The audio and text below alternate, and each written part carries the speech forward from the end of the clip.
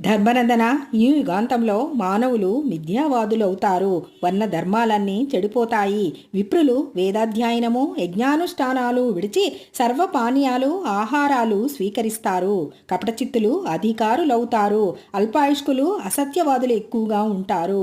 జ్ఞానం ఏమాత్రం లేనివారు బ్రహ్మ విద్యను ఉపదేశిస్తూ ఉంటారు. సుగంధ ద్రవ్యాలు వాసన లేకుండా పోతాయి. మనుషులందరూ మరుగుజ్జులవుతారు. ఆహార పదార్థాల్లో రుచి ఉండదు. కామవాంఛ విపరీతంగా పెరిగిపోతుంది. గడ్డాలు, శిరోజాలు, గోళ్లు విపరీతంగా పెంచేవారి సంఖ్య విరివిగా ఉంటుంది. మద్యపానం ఒక విలాసం అవుతుంది. నాస్తికులు పెచ్చు మీరుతారు. పరాన్న బుక్కులు మితిమీరుతారు. 7-8 ఏళ్ల కన్యలే గర్భవతులవుతారు. యవనం నిండుకుండానే పురుషుల స్త్రీల జుట్టు తెల్లబడుతుంది.